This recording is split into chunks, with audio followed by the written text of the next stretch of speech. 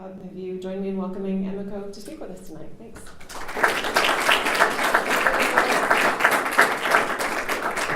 Thank you, Ellen, and thank you all for coming out, because it is so beautiful out.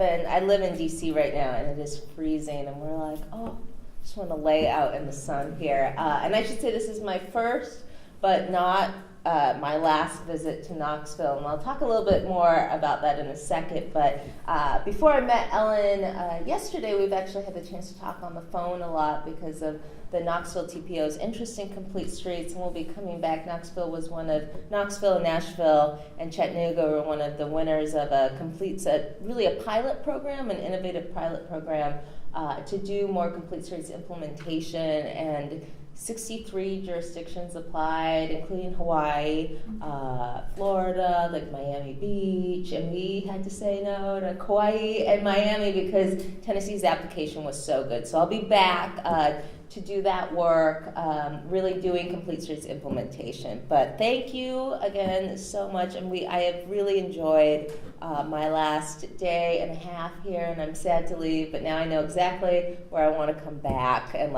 picked restaurants. I ran on your greenway, and I think you have so much going on here and so much potential to do more. I'm going to talk today about really what is smart growth. You have a lot of smart growth already going on, but I know there's interest in bringing it to the neighborhoods, getting better pedestrian, bicycle connections, better connections for people living with disabilities. We say people who are 8 and people who are 80. So going over some of the ways to make that happen, and some of I know that a lot of this is being driven by economic interests. So I'm going to share some examples that we've done at Smart Growth America of ways that this is actually benefiting the economies of the Southeast. So not just the New Yorks or the Chicagos or the Seattles, but places just like Knoxville. I have a clicker, but I can't step away. So before I do that, I just want to kind of put myself in the context of all the work that we do at Smart Growth. So I said, I run a program out of Smart Growth America. We're based out of Washington, D.C., but I actually spend most of my time in places like Knoxville talking about doing technical assistance, helping create places that are really, our tagline is how to improve lives by improving communities. So we do a lot of place-based work. We run other programs as well. We run Transportation for America, which works on federal and state transportation policy. We run an organization called the Local Leaders, which it's a cohort of leaders who have access to resources and peer learning and an annual conference about smart growth, and your mayor is actually one of our local leaders and was just in DC a couple weeks ago speaking at that conference. And then we have Locus, which is our responsible real estate developers, so developers from all around the country who get really the bottom line of doing smart growth development. What else do we have? So many programs. We have, and the Governor's Institute, which on community design, which is actually, we are really lucky that a former governor, the governor of Maryland, is out of our office, and he's also, we consider him like the grandfather of smart growth. His name is Paris Glendenning, and he runs a program that helps governors and their staff do better smart growth. And I actually get to come back to Tennessee, but hopefully it will benefit Knoxville this summer, to do work with the Tennessee Department of Transportation on complete streets and what we call practical design. So we're doing a lot of work here in Tennessee through this. We also actually share staff person, Transportation for America, with the Nashville Metropolitan Planning Organization. So we have a large hold in Tennessee, but I'm excited that hopefully we'll be doing a lot more work in this area, because I like this area. I was like, this is like Chattanooga, but I like it just a little bit more, so I can tell them. So I'm going to talk about smart growth first and what it is. And what I like most about smart growth is that it's local. It's a local approach to building communities where you have access to jobs, you have access to your place of worship, to your social networks, to your health appointments, through really a certain way of doing design and building, and really how you plan for growth for today and for tomorrow. It's about really this neighborhood where you're building. I think the key word here is about choice You're building transportation and housing choices near all these things. This picture up here is actually from Normal, Illinois, which is outside of Bloomington. They're both about an hour southwest of Chicago, but they were this bedroom community for the University of Illinois Bloomington, and they were really interested in as they grew, how could they grow in a really smart way, and so they built this plaza area with the city hall, which is there, and you can see they have a farmer's market similar to yours, and so it is something that's really is working all across the country, new development and protecting and conserving old development. Here's another example of how it's been done in Idaho and also Brookings, South Dakota. And it's really about how do you leverage public and private investments to support your existing neighborhoods and to anticipate future growth, which is a really big thing I know here. Knoxville, I always like to talk to people when I get here and read up, and it seems like this is, if anything, a very growing region. I'd say Chattanooga, Nashville, and Knoxville are all growing. You become places of attraction, which is great, but the question before you now is you're going to get growth. What are you going to do about it, and how are you going to grow? Because you're going to make some big choices, like through your zoning, and through your land use, and through your transportation, that's going to have long-term impacts. What's interesting about changes to what we call the built environment is the decisions you make today are really going to affect what you see on the street tomorrow, but they're going to affect what you see on the street for 50 years. I am from probably a place as opposite as you can get, and yet very similar to Knoxville, which is Seattle, Washington. It's very different because it's Seattle, and we always say we're a bubble, but it's got the same kind of commitment to livability that you have, a real love of outdoors. I've seen so many people running and biking, an appreciation of the farm to table and small businesses. Where am I going with this? But one of the things that we're struggling with this is transportation. It's a huge challenge because we grew before we decided what to do with transportation, and now we have some of the worst. We're this environmental bike place. It's terrible to bike there because we're so congested, and it's actually in the topography and it's rainy. But but it's even besides that, we have terrible congestion. And what we did is in the 1960s there was 2 ballot initiatives where the federal government was supporting light rail, subway systems and different light rail. And we turned down as a region twice funding from the federal government to build a subway system, and we are now paying for that, we're paying billions and billions of tax, but we've had multiple ballot initiatives to build out a light rail system that we have to do slowly. We have to acquire land and easements. We have to demolish buildings,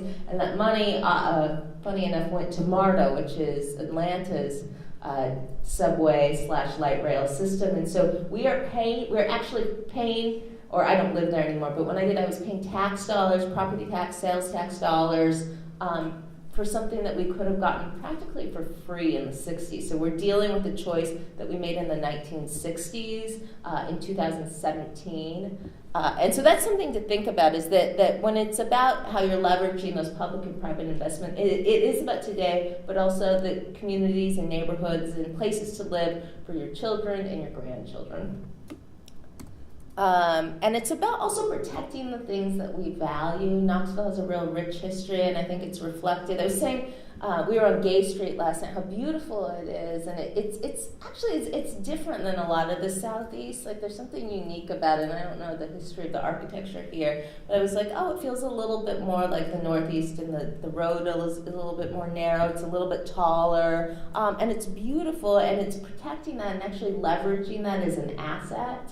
And so how do you continue that? And it's about protecting the environment, saving energy, reducing pollution, but also leaving open space open. You have beautiful open space. I got really disparaged, but we'll share offices at Smart Growth America, and I share my office with the chairman for Transportation for America, who's also the former mayor of Meridian, Mississippi, and so he spent a lot of time in the Southeast, and he was like on my case that I was not spending the weekend here to go to the Smoky Mountains, because he was like, you are going to regret that, and I was like, I'm going to go back, I promise. But it's something that I know I've heard other people value here, and you want to protect that while you center growth in the right places.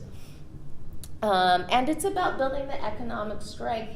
This is, and I'm going to move into this in a second, but people and businesses are looking to relocate to kind of compact, walkable places. That's where all generations are wanting to move. And so, how do you actually leverage public investment right now to bring in more people, bring in more tax dollars, but also bring in more private investment? And so why is this happening? So what's happening here is actually a reflection of what's happening. The larger scale is that we have two really big populations. I don't, unfortunately, get to be in either one of them. So we have the millennials and we have the baby boomers, and they are the largest populations right now, and they actually share a lot of preferences, which is really, and then the Gen Xers in the middle, I'm not sure what we share. I like to think that we share the best of both. But really what they're looking for is that, millennials, which is that, the tech group, and they're looking to live in away from the places that many of them grew up with, like the traditional suburb, the cul-de-sac, that maybe doesn't have a sidewalk, and they want to live in a city or a suburb. So I say like traditional suburbs, so they're not opposed to suburbs, so they want to live in a suburb or a city with a mix of housing, shops, and businesses. So I live in the DC area now, and I have friends that have families, and they're moving to the suburbs, but they're picking the ones that have walkable downtowns and metro stations, and they're living within 15-minute walks of those, but they're also living in kind of the traditional more suburban household where they have more space, they have a backyard, which you're not probably going to get in the city of Washington, D.C. unless you are like a lobbyist or make $1 million a year.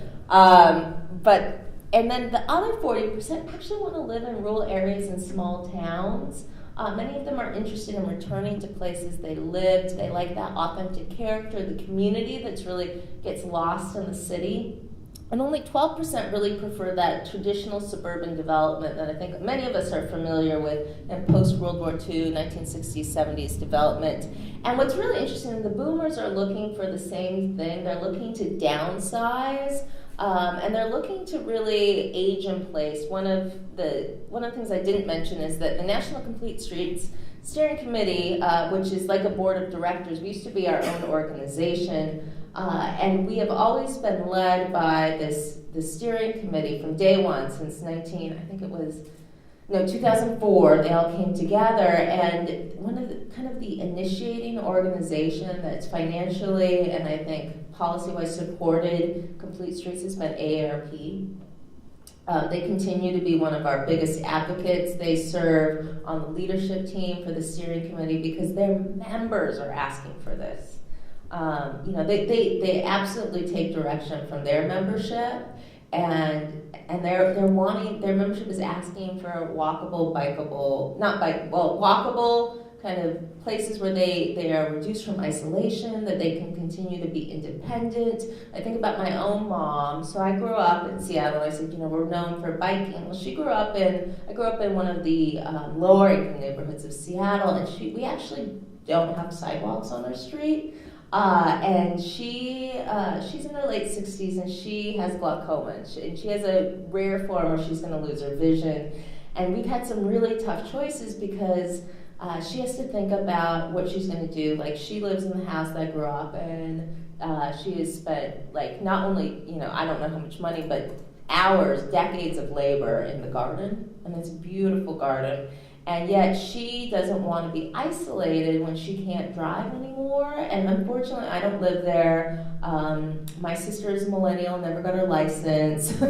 So she's thinking, what am I going to do? Do I have to downsize and move closer to transit, closer to safe transit, because we don't have street lighting and we don't have sidewalks on our street, where I want to age in place? She's like, I want a safe access to a bus stop so I can stay in my home, the home you grew up in, and this home that I love, but right now we don't have the transportation or the actual physical infrastructure for me to live here safely. So that's another issue that's coming up, and we actually both and the boomer population will just continue to grow and grow and grow, or I'd say people age 65 and plus. And that really, in general, this survey comes from the National Association of Realtors. They're another strong member of my steering committee, and that's again based on their members and based on what they're seeing from the market. And they do this national survey every year where they look at consumer preferences, and what they're seeing is that 77%, so 3/4 of Americans, want a pedestrian-friendly features, and that 88% place more value on the quality of the neighborhood than the size of their home.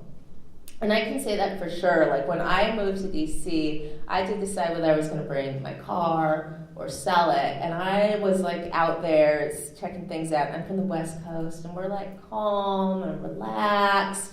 And I was like, oh my gosh, if I drive here, I'm going to like die of, a heart attack before I'm 45. Because it's so like there's honking, and so I gave it up. And what I wanted to do was live somewhere that I could walk everywhere, that I could walk to Target, I could walk to the farmer's market, I could walk to work. And so I made a choice where I probably live in the smallest place I've ever lived, although I love it, in exchange for living, being able to live independent of a car. Now that's not probably how I'm going to live forever, but I'm going to take that value with me. I'll probably own a car again, for sure. I like to get into the mountains. I don't, I miss that, but I'm going to take that value of being able to walk or bike within my community no matter where I go. And that the other thing the trend that's happening is that people are moving to places before they get a job, which I think is fascinating. When I graduated almost 20 years ago from college, I went to school in a pretty small rural community. Like I lived actually on next to a horse farm. If you get like how small, like a really small town, and I knew that when I graduated from college, I had to move to the city to get a job. Like it was what you did. We all moved to the city because that's where work is. And what's interesting now is that millennials will move to a place, and it could be Knoxville, before they have a job, and that employers are willing to follow them.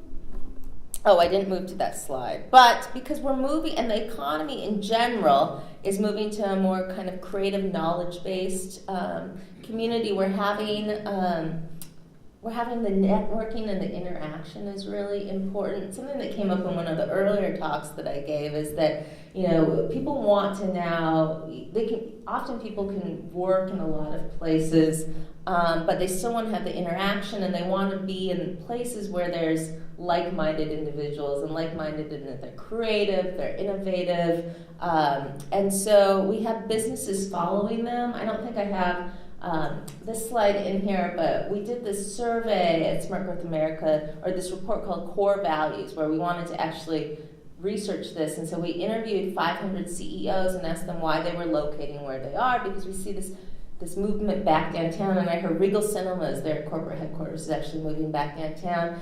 And they said that they're willing to go places where people want to live. And I think that's where you see clusters like in the Bay Area, in Seattle for tech. But what's also interesting is that it's happening in other places like Conway, Arkansas.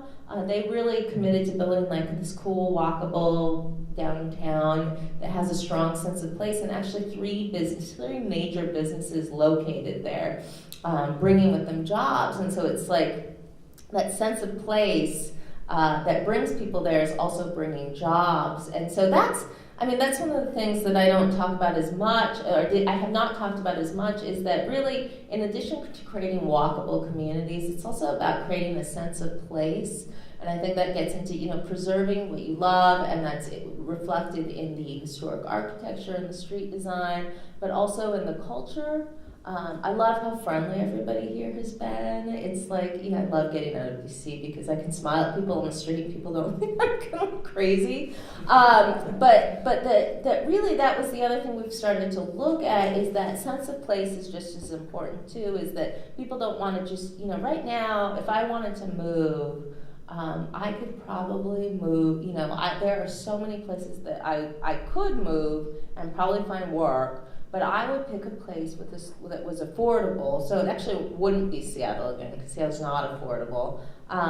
But I'd want somewhere that's walkable. I'd want somewhere where I have access to the outdoors. I'd want somewhere where I can, visit local businesses and walk and have a glass of wine and not have to worry about driving home. But I'd also want somewhere with a sense of place. And that's so important. And, what we've discovered right now is that really cities, they want millennials. Like poor Heather, she just hears me talk about the millennials. But that really, these communities right now are in a really fierce competition for a sense of place. So that's not just bringing, you can build a compact, walkable development, but if it doesn't have the character that really makes Knoxville, you're still not, it's like the missing ingredient. And that's, I think, why we're seeing places I'll talk about Nashville, but one of the reasons Nashville has really thrived is they kind of really owned who they were.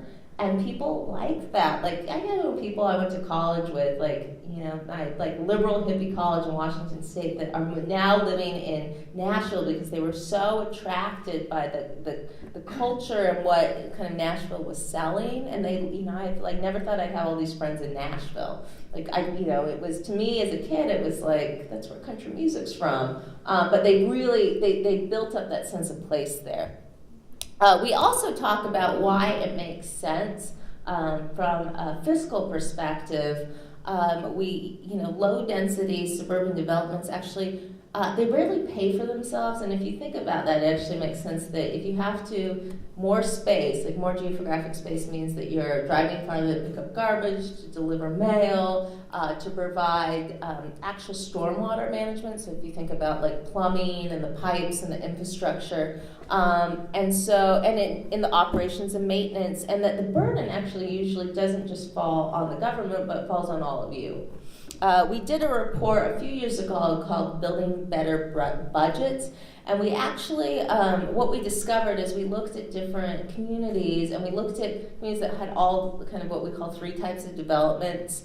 So they had low density suburban, high density suburban, and then more in-city compact development. And we found that it cost 1/3 less upfront to build to build more compact mixed-use infrastructure, but it also saved an average of 10% ongoing in these deliveries of services. So when you think about, I know you get a bill for garbage, you get a bill for your fire, EMS, it was saving the entire community less money, and it was generating 10 times more tax revenue. And one of the case studies that we did was actually in Nashville, and we looked at, I don't know how many of you know Nashville, but we looked at 3 different communities, and we looked at, we didn't do an infrastructure cost, but we looked at general fund costs, and we looked at first a neighborhood called Bradford Hills. It's south of Nashville. It's a very traditional suburban, kind of more sprawl type development. We then looked at Lenox Village, which was a greenfield, so it was built on non-developed land that was south of, it's kind of in southern Nashville County, and it's divided, they really built it as a compact development. It was a planned community, so it brought those smart growth principles, but it's not located near the center. And then we looked at the Gulch, which was an infill development in their downtown, where they really purposely did built within a community, so there was some what we call brownfields. And what we discovered when we looked at this is the revenue cost per acre was pretty outstanding difference. So in Bradford Hills, you saw it cost just about the same to deliver services as they were getting back. You can't really see it here because it's so small, but there was a little bit more revenue coming in to Lenox Village than there was cost going out. But then the amount of revenue coming in the Gulch versus what it cost to operate and maintain it was substantial. And also those tax dollars were being put back in the city for economic development, and those also translate into lower utility costs for all of you. But we also published a report just last year called Amazing Places, where we looked at, I talked about that sense of place and who's moving where and why are we picking these places. And so we looked at six communities across the country, and one of them, we looked again at Nashville, and it was really this idea that they capitalized on their coolness.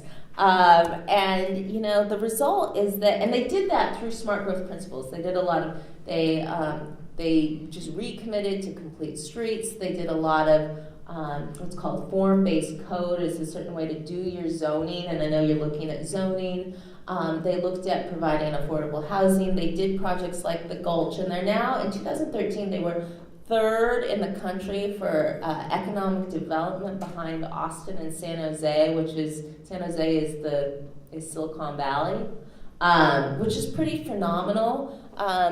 And that last year they launched something called Next, but they're not stopping. Last year they launched a project called Nashville Next, which is a 25-year development plan that will use that infill development, so building within what they already have, transit-oriented development, so really putting development near kind of major transit hubs, complete streets, and then incentives for more mixed use to plan for the future, because I know they're experiencing a high amount of growth.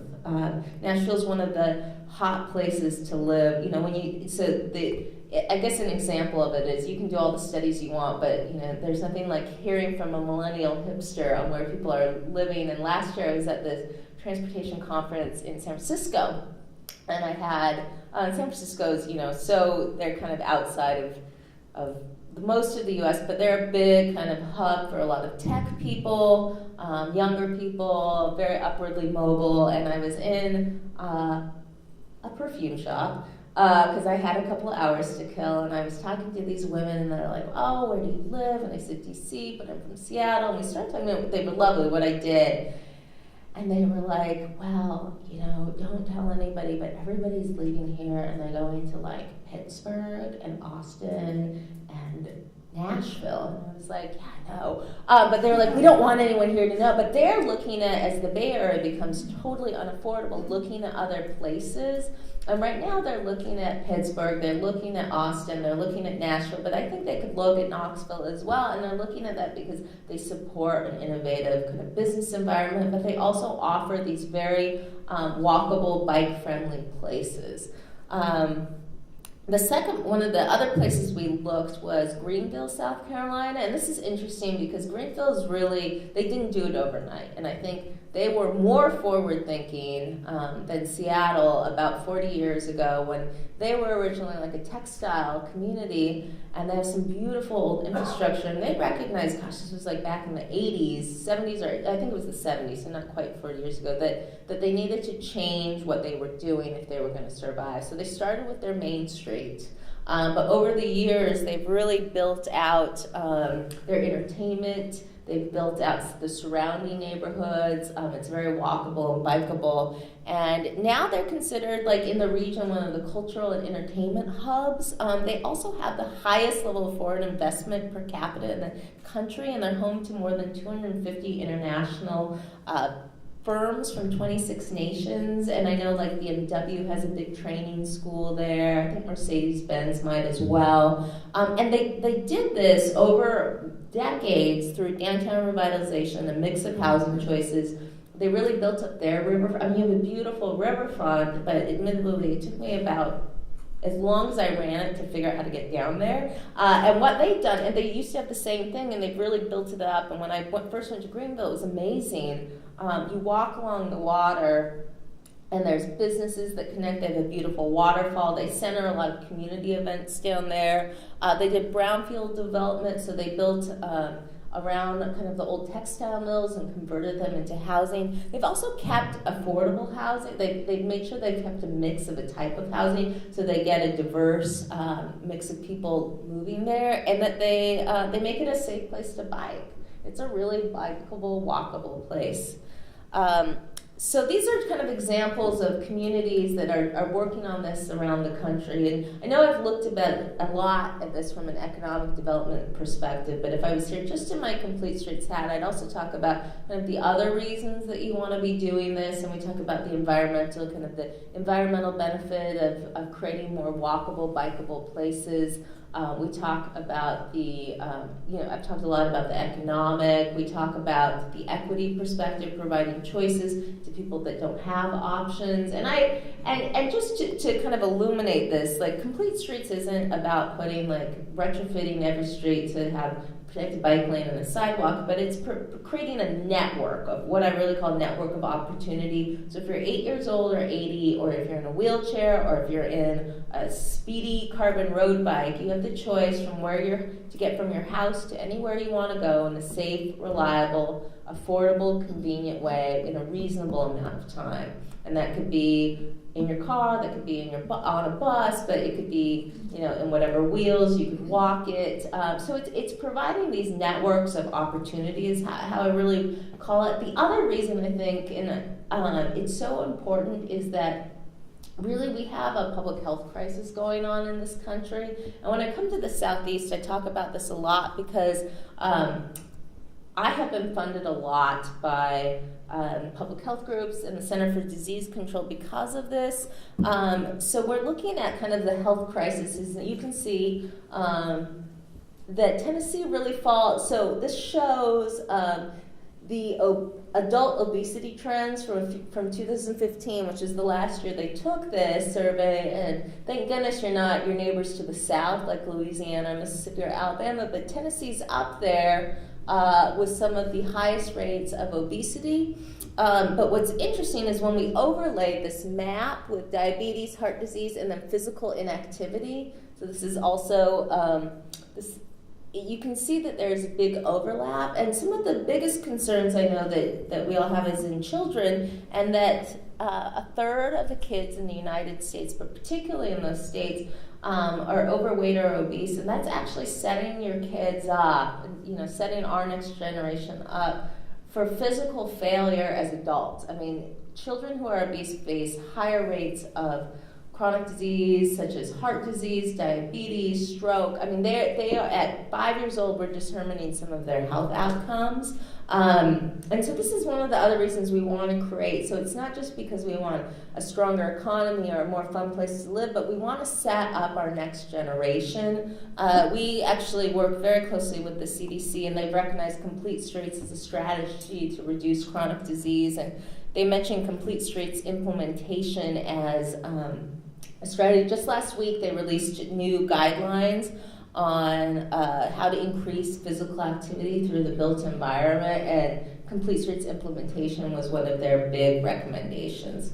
But overall, I think, to create these new economic changes, health changes, ways that we look at moving and creating communities for today and for tomorrow, whether that's economic or in the health of our children, we need to rethink the role of places.